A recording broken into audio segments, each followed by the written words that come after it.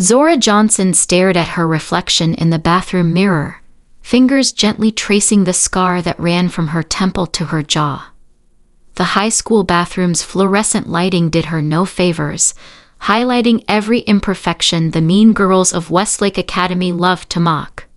Her dark skin appeared ashy under the harsh lights, and her tightly coiled hair was pulled back in a simple puff that she'd been told countless times looked unprofessional.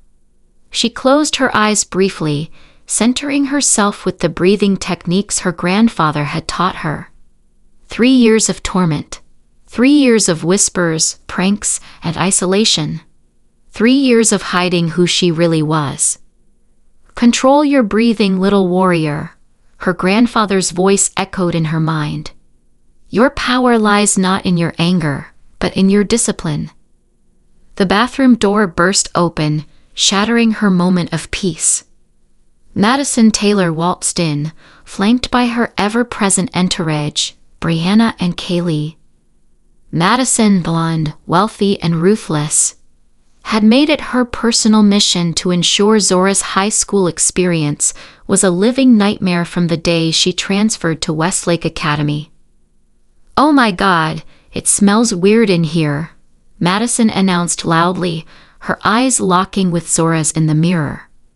"Must be all that coconut oil or whatever she puts in her hair." Brianna and Kaylee giggled on cue, their perfectly straightened hair swinging as they nodded in agreement. Zora dropped her gaze, shoulders hunching slightly. Not because she was intimidated, but because she was fighting the urge to respond the way she'd been trained to, swiftly and without mercy. Instead, she gathered her warm backpack and moved toward the door. Madison stepped directly into her path. "Running away again, Scarface? You know, my dad's a plastic surgeon. He could probably fix," she gestured vaguely at Zora's face. "All of that. Charity case, of course." Zora met Madison's gaze steadily. "I need to get to class." "God, you're such a tryhard," Brianna chimed in. "Like getting straight A's is going to make people forget what you look like." Something dangerous flickered in Zora's eyes, but she quickly suppressed it. No one at Westlake knew about her training. No one knew that every weekend and every summer since she was 5, her grandfather had been teaching her the ancient martial art that had been passed down through generations of her family. No one knew that the scar on her face wasn't from some childhood accident as everyone assumed, but from defending herself against 3 men who had attacked her and her grandfather 2 years ago. "Excuse me," Zora said quietly, her voice betraying none of the storm brewing inside her. Madison's perfectly manicured hand shot out, shoving Zora's shoulder hard. "I wasn't done talking to you." In that split second, muscle memory nearly took over. Zora's body tensed, ready to catch Madison's wrist, twist, and bring the queen bee to her knees with a move so swift no one would see it coming. But she stopped herself. Her grandfather had been clear, their art was for protection, not revenge.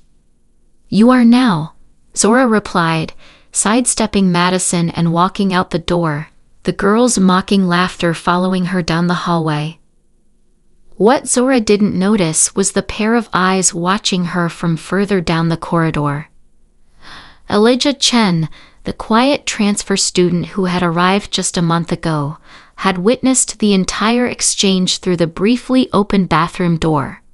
His dark eyes narrowed thoughtfully as he observed Zora's controlled retreat. The combat gym was empty at this hour, just as Zora preferred. Located in a converted warehouse on the outskirts of town, it was where her grandfather, Master Johnson, trained a select group of dedicated students in the ancient African martial art of Dambe, blended with elements of Brazilian jiu-jitsu and other disciplines. A fighting style that few in their suburban community even knew existed. Dora wrapped her hands carefully, the familiar ritual calming her still frayed nerves. School had been particularly brutal today. Someone, almost certainly Madison, had started a poll online rating the ugliest girls at Westlake, and Zora's name topped the list. The comments had been vicious, focusing on her scar, her dark skin, her natural hair. Words that were meant to cut deep. "You're early," her grandfather's deep voice rang out as he entered the gym.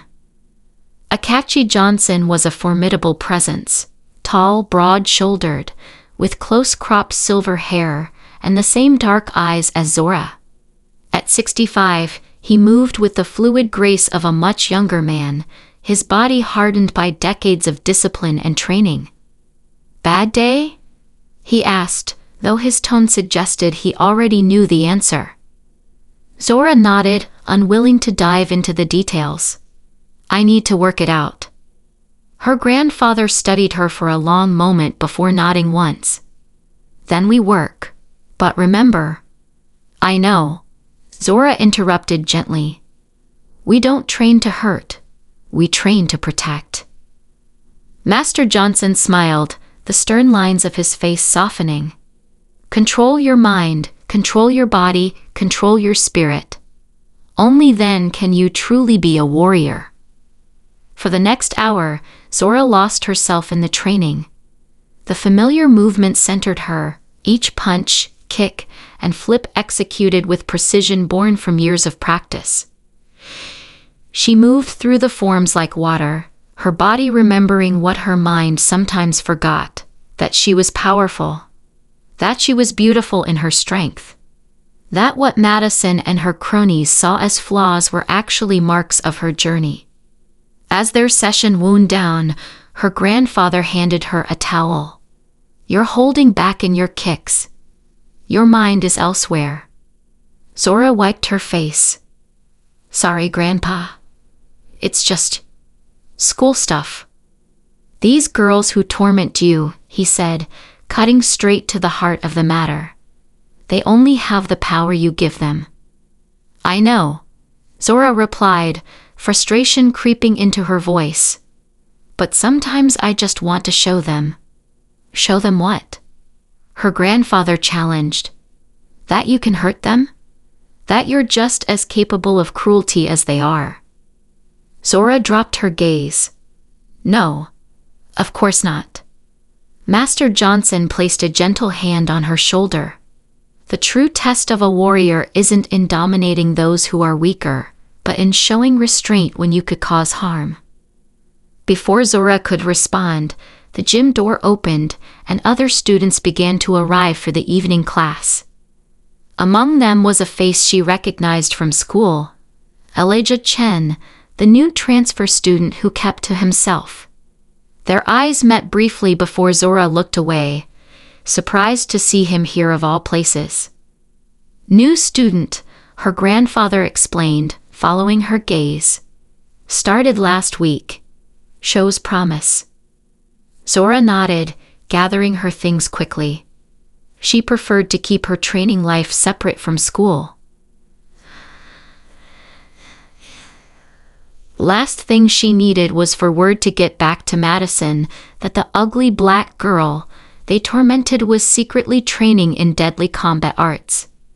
It would just be more ammunition for their cruelty. "I should go," she said. "I have a history paper due tomorrow."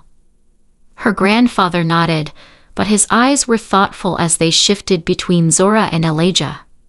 "Remember, little warrior, true strength lies not just in your fists, but in your heart and mind as well." Elijah Chen had never been one to involve himself in high school politics.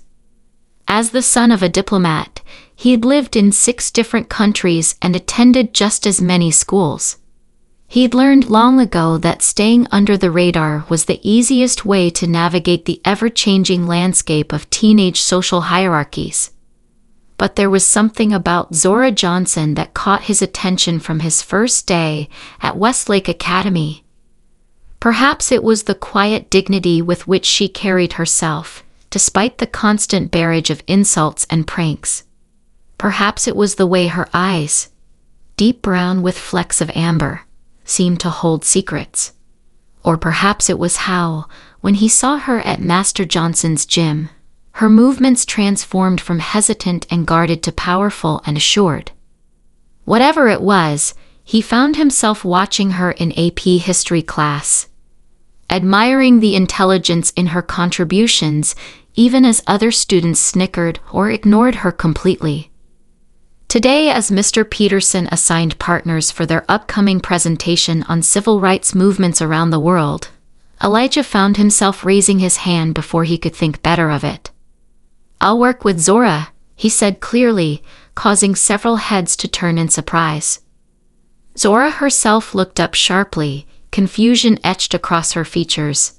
They had barely exchanged 2 words since his arrival a month ago. Mr. Peterson nodded approvingly. "Excellent." Zora and Elijah on the South African anti-apartheid movement. As the class broke into their assigned pairs, Elijah made his way to Zora's desk, aware of the whispers following him. "Careful, new boy," Brianna stage whispered as he passed.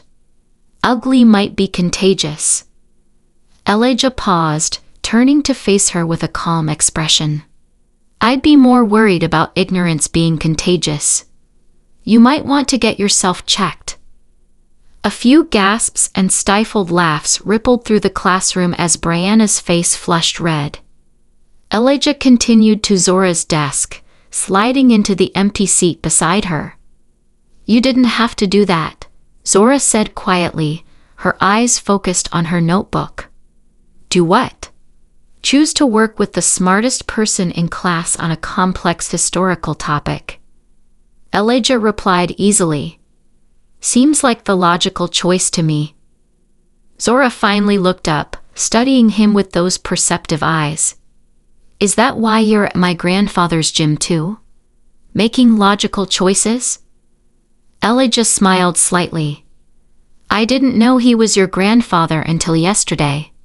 But no, that was about continuing my training. I studied a similar discipline in Singapore."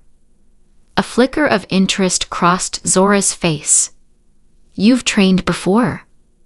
"Since I was 7, Elijah confirmed. "My father's job means we move a lot.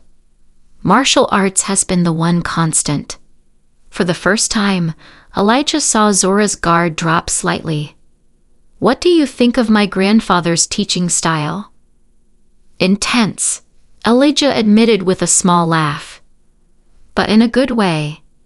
He reminds me of my first master, demanding excellence but also patience." They spent the rest of the class discussing their presentation topic, but Elijah could sense something had shifted between them. A small bridge had formed over their shared connection to the combat arts, tentative but real. As the bell rang and they gathered their books, Elijah asked casually, "Would you want to meet at the library after school to work on this? Or maybe before training tomorrow?" Zora hesitated, and Elijah could see the wariness return to her eyes. He understood. Trusting didn't come easily when you'd been hurt repeatedly. "Before training could work," she finally said, her voice non-committal. "Great, say 4 o'clock at the public library. I can pick up some reference materials beforehand." As they walked out of the classroom, Madison and her group were waiting in the hallway. Madison's eyes narrowed as she took in Elijah and Zora walking together. "Oh my God, Elijah," she called out sweetly. "We're having a party this weekend at my place. You should definitely come." Her gaze slid dismissively over Zora. "You can meet some people worth knowing." Elijah felt Zora stiffen beside him. "Thanks," he replied coolly, "but I've already met people worth knowing." With that, he nodded at Zora and headed to his next class, leaving Madison open-mouthed in the hallway. It was a small gesture of alliance, but from the surprised look on Zora's face as he walked away, it was clear such gestures were rare in her experience at Westlake Academy. The public library was Zora's sanctuary. Among the rows of books, No one cared about her appearance or bothered to whisper insults as she passed. Here, she was just another knowledge seeker, respected for her frequent presence and careful handling of precious volumes. She arrived early for her meeting with Elijah, partly from habit. Being early meant avoiding the possibility of walking into a classroom or cafeteria already filled with judging eyes, and partly because she was still trying to figure him out. Why had he voluntarily partnered with her? Why had he stood up to Brianna? Why had he rejected Madison's invitation so publicly? Most perplexing of all, why did her heart beat a little faster when she thought about working with him? She settled at her favorite table near the history section, spreading out her notes and the books she'd already gathered on South African history. Immersing herself in research helped calm her nerves about this unexpected partnership. Starting without me? Elijah's voice was soft, but carried a hint of amusement. Zora looked up to find him standing at the edge of the table, several books tucked under his arm and 2 cups balanced in his hands. "I brought tea," he explained, setting 1 cup in front of her. "Green with honey. The librarian said it's what you usually order." Zora blinked in surprise. "You asked Mrs. Chen about my tea preference." "Liu Chen," he corrected with a smile. "She's my aunt, actually. That's how I found out about your grandfather's gym. She mentioned there was a studious girl who reminded her of me, someone who used both books and martial arts as escape." Zora took the cup cautiously. Escape implies running from something. Or towards something, Elijah countered, sliding into the chair across from her. Knowledge, strength, understanding. There was something disarming about Elijah's directness, the way he seemed to see past the barriers she'd carefully constructed. "Why did you really want to partner with me?" Zora asked suddenly, deciding to be equally direct. "And don't say it's because I'm smart. There are plenty of smart people at Westlake who don't come with the social liability of being seen with the school outcast." Elijah set down the book he'd been examining, his expression turning serious. "First day at Westlake, I saw Madison trip you in the cafeteria. You went down hard, food everywhere. Everyone laughed." His eyes held hers steadily. "But the way you got up, there was such control in your movements. No wasted energy, no dramatic reaction. Just this, contained power. I recognized it immediately because I've trained long enough to know what it looks like when someone has mastered their center." He paused, a small smile playing at his lips. "Plus, watching you answer questions in AP history made it clear you're not just smart, you think differently. You see connections others miss." His smile widened. "So yeah, partly it is because you're smart." Zora felt warmth spreading through her chest, unfamiliar but not unwelcome. It had been so long since anyone at school had seen her, really seen her, as anything other than a target or a pity case. "I'm not used to people noticing those things about me," she admitted quietly. "Maybe you've been surrounded by people who don't know how to look," Elijah suggested. They fell into an easy rhythm after that, dividing research topics and sharing interesting findings. Elijah had lived in South Africa for a year during his father's posting there and had visited the Apartheid Museum in Johannesburg. His personal observations added depth to their understanding of the historical movement. Time slipped away as they worked, and Zora found herself relaxing in Elijah's presence. He was thoughtful but not afraid to challenge her ideas, respectful of her insights without being condescending. Most surprisingly, he made her laugh with his dry observations and occasional self-deprecating humor. By the time they packed up to head to training, Zora realized with a start that this was perhaps the first genuinely pleasant interaction she'd had with a peer since arriving at Westlake 3 years ago. "Same time Thursday?" Elijah asked as they walked toward the gym. Zora nodded, a small smile playing at her lips. "I'll bring the tea next time." The first sign that something was different at school came the following Monday. As Zora walked to her locker, she noticed the usual whispers and stares. But there was something new mixed in: confusion, uncertainty. The reliable rhythm of mockery had been disrupted. She soon discovered why. Overnight, someone had created a new social media account called Westlake Truths that had posted a single video. Madison and her friends gathered at a party, unaware they were being filmed, viciously mocking not just Zora, but half a dozen other students, including some who had always thought themselves safe in Madison's inner circle. The video had spread like wildfire, and suddenly Madison's carefully constructed social hierarchy was showing cracks. Former allies were distancing themselves.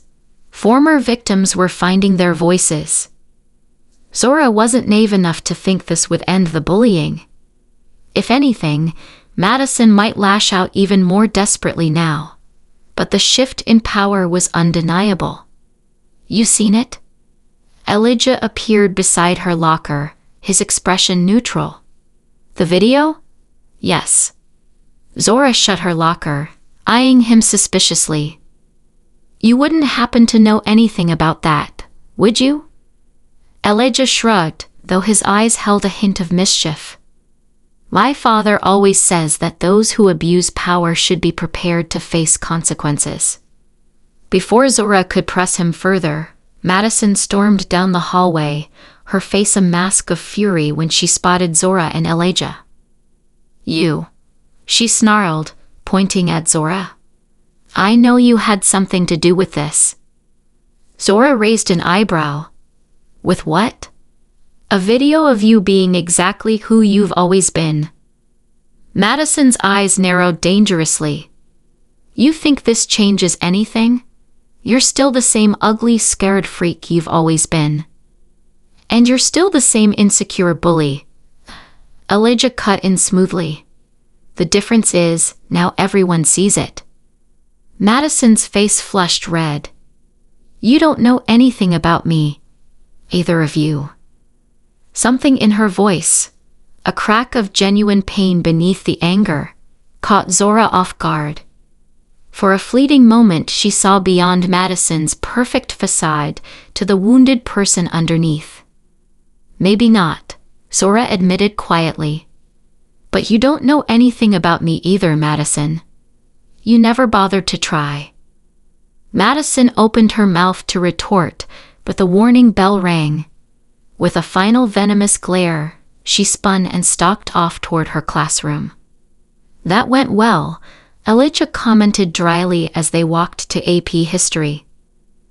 Zora glanced at him. "Did you really have something to do with that video?" "Let's just say I was at the right place at the right time," Elijah replied. "And unlike most people, I'm not afraid of Madison Taylor." "You should be," Zora warned. "She doesn't forgive, and she doesn't forget." Elijah smiled, a confident curve of his lips that made Zora's heart do an unexpected flip. "Neither do I." The fallout from the video transformed the social landscape of Westlake Academy. Madison still had her core supporters, but her reign of unchecked cruelty had been curtailed. Other students who had previously remained silent now found courage to stand with those who had been targeted.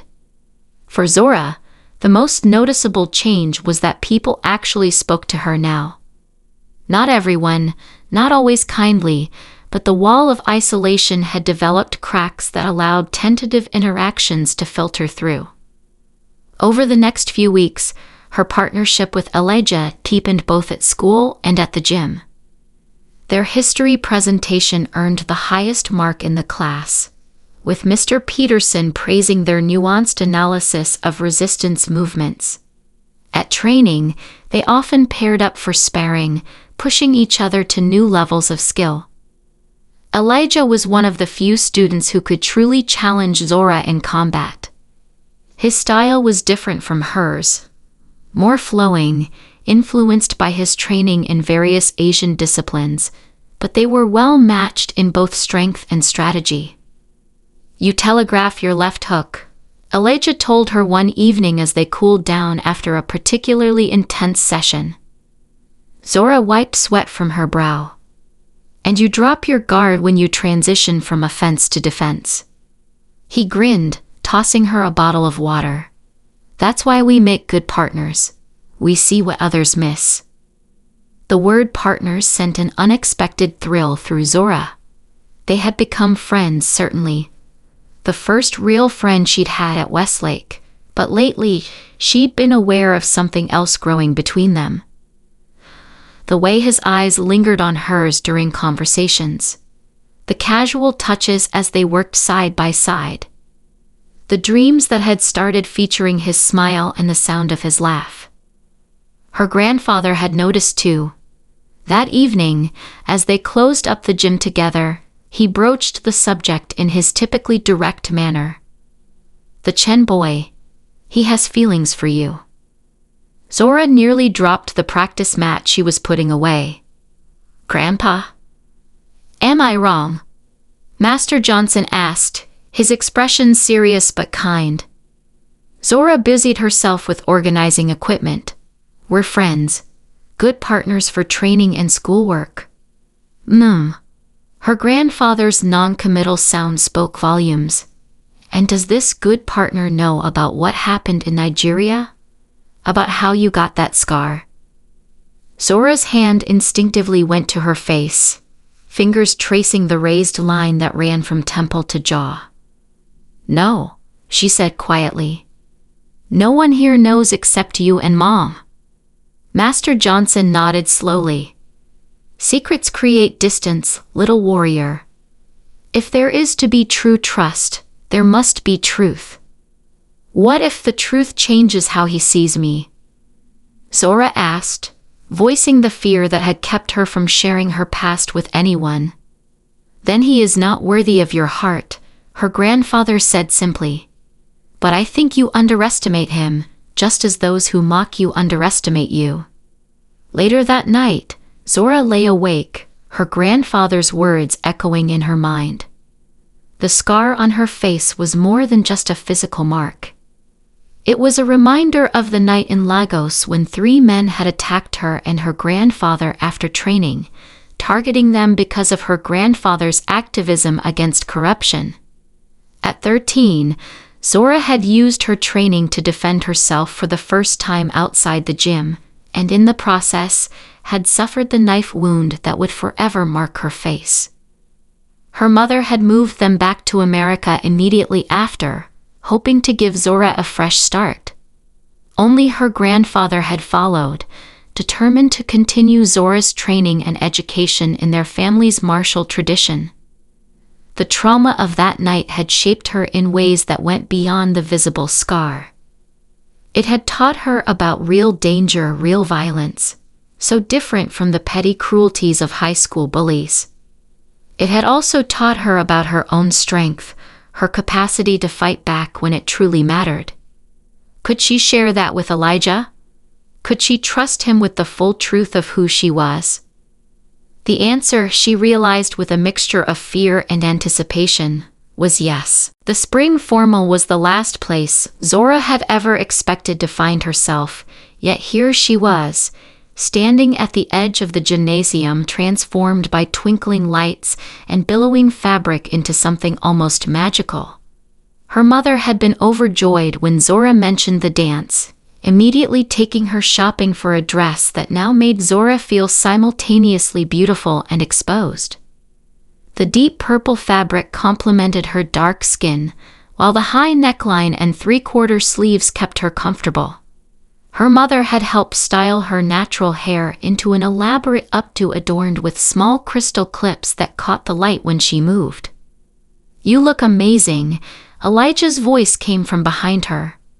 She turned to find him in a well-fitted charcoal suit, his expression one of genuine admiration. Truly. Zora smiled, feeling uncharacteristically shy. You clean up pretty well yourself. After the video incident, Madison's campaign of torment had evolved. Rather than direct confrontation, she now worked through whispers and subtle sabotage. When Elijah had asked Zora to the dance, Madison had spread rumors that it was out of pity, that he'd been dared to take Scarfist to the formal. For a few days the old doubts had crept back in. Why would someone like Elijah, handsome, intelligent, from a prestigious family, choose her? But Elijah had been unfazed by the rumors, and his steady presence had helped Zora remember her own worth beyond the judgments of others. Shall we? He asked now, offering his arm with a slight bow that made her laugh. As they entered the main dance area, Zora felt the familiar weight of stares, but was surprised to find many of them admiring rather than mocking. A few students even smiled or nodded in greeting. Want to dance? Elijah asked as a slow song began to play. Zora hesitated. Dancing meant being in the center of attention, fully visible. I'm not sure. Trust me, Elijah said softly, taking her hand. As he led her onto the dance floor, Zora felt the familiar calm that came with surrendering to movement. Dancing, she realized, wasn't so different from the forms she practiced in training: rhythm, balance, connection. Elijah's hand was warm at her waist, steady and respectful. I need to tell you something, she said as they moved together to the music. About my scar. About who I really am. Elijah's eyes met hers, unwavering. I'm listening. So there on the dance floor, surrounded by classmates, but creating their own private world, Zora told him everything. About Lagos, about the attack, about the real reason she kept her fighting skills hidden at school. About the nightmares that still sometimes woke her, and the strength she'd discovered in herself that night. Elijah listened without interruption, his expression serious but not pitying. When she finished, he was quiet for a moment, still guiding her gently through the dance. Thank you, he finally said, for trusting me with your truth. You're not. It doesn't change how you see me. Zora asked, vulnerability edging her voice. Elijah's hand tightened slightly on hers. It helps me see all of you more clearly. Your strength isn't just in how you fight, Zora. It's in how you've survived, how you've remained compassionate despite everything. The music shifted to a more upbeat psalm, but they remained in their slow dance, reluctant to break the moment of connection. There's something I need to tell you too, Elijah said, his expression turning serious. About why my family really moved here. Before he could continue, a commotion near the punch bowl drew their attention. Madison stood there, face flushed with more than just emotion, her dress splashed with red punch. Facing her was a smaller girl Zora recognized as a freshman who had recently become one of Madison's targets. You clumsy little bitch. Madison was shouting. This dress cost more than your mother makes in a month. The younger girl was stammering apologies, tears in her eyes, as Madison raised her hand as if to slap her. Without thinking, Zora moved. In 3 quick strides she was across the floor, her hand catching Madison's wrist in midair. Enough, Zora said firmly, her voice calm but carrying authority that made several nearby students step back. It was an accident, Madison. Madison yanked her arm free, fury distorting her features. Stay out of this, Scarface. This isn't your fight. I'm making it my fight, Zora replied, positioning herself between Madison and the freshman. Go clean up your dress and cool down. Don't make this worse than it already is. Something dangerous flashed in Madison's eyes. You don't tell me what to do. You're nothing. You've always been nothing but an ugly, scarred freak that no one wanted until Charity Case Chen decided to make you his good deed of the year. The old words no longer had power to whelm Zora. She merely raised an eyebrow, unimpressed. Are you done? Because your dress is staining, and this poor girl has already apologized for an accident. Madison's face contorted with rage. Without warning, she lunged forward, nails aimed at Zora's face. But where once Zora might have hesitated to defend herself, now she moved instinctively.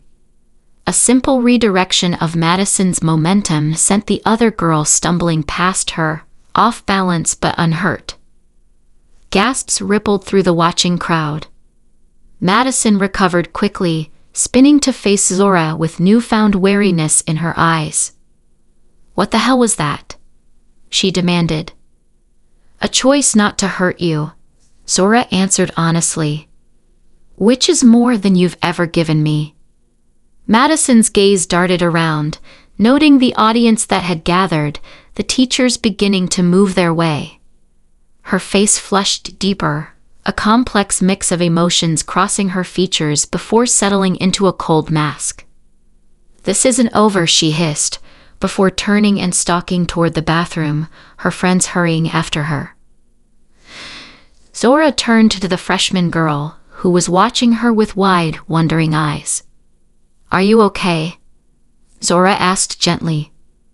The girl nodded, wiping away tears. That was amazing, she whispered. How did you do that? Zora smiled slightly. Practice. As the crowd dispersed and the music resumed, Elijah appeared at her side. Impressive restraint, he murmured. I had a good teacher, Zora replied, thinking of her grandfather. Elijah's expression turned serious again. About what I was going to tell you.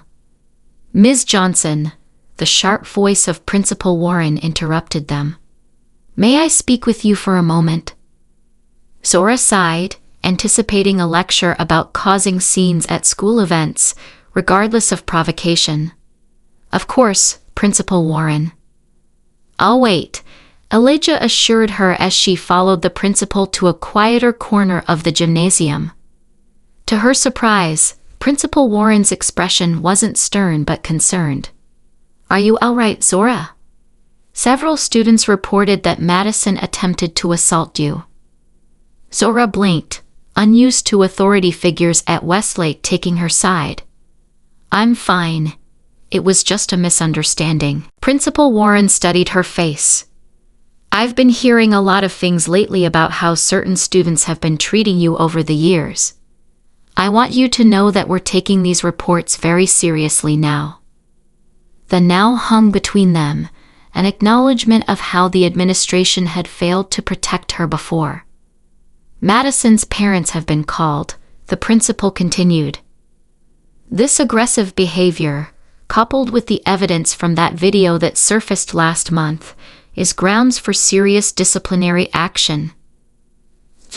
Zora felt a strange mixture of vindication and discomfort.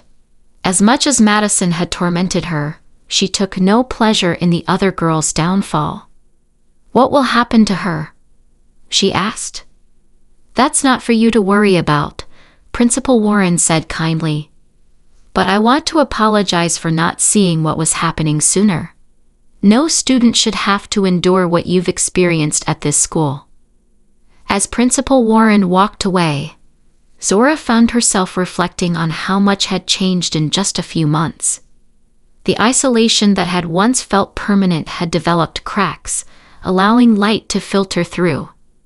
Not just because of Elijah, though his arrival had been the catalyst, but because she had finally begun to embrace all aspects of herself. Her intelligence, her strength, her history, her beauty. She spotted Elijah waiting patiently by one of the decorative columns, his eyes finding hers across the room. As she made her way back to him, she realized with sudden clarity that what had grown between them wasn't just friendship or attraction, but something deeper, a recognition of kindred spirits, of shared values and complementary strengths. You were about to tell me something, she said as she reached him. About why your family moved here. Elijah nodded, taking her hand and leading her outside to the quieter courtyard. Under the string lights, and with the muffled music drifting through the doors, he told her his own truth. His father wasn't just a diplomat but worked in international security. Their move to this specific town hadn't been random but purposeful. They had been tracking a network of criminals with connections to the same group that had attacked Zora and her grandfather in Lagos 3 years ago.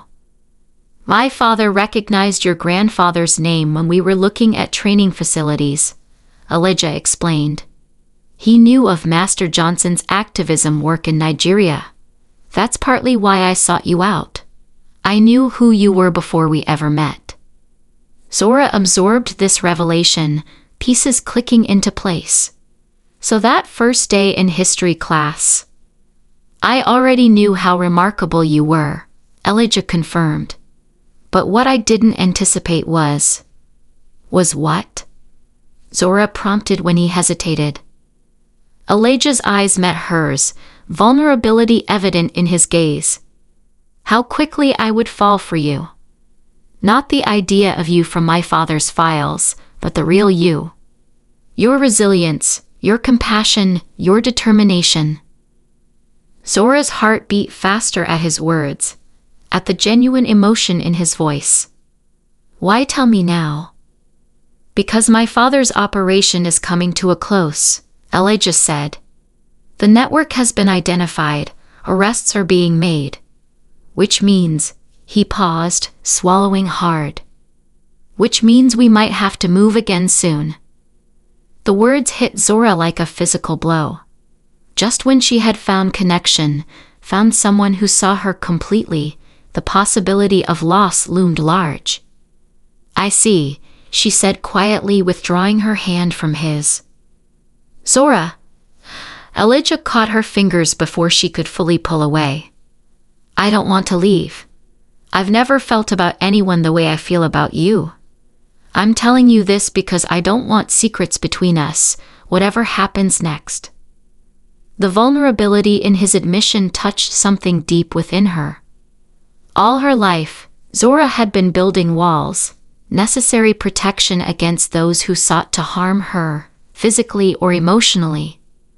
Elijah was asking her to do the opposite, to build bridges instead, even knowing they might lead to pain. What do you want from me? She asked, her voice barely above a whisper. Elijah stepped closer, his free,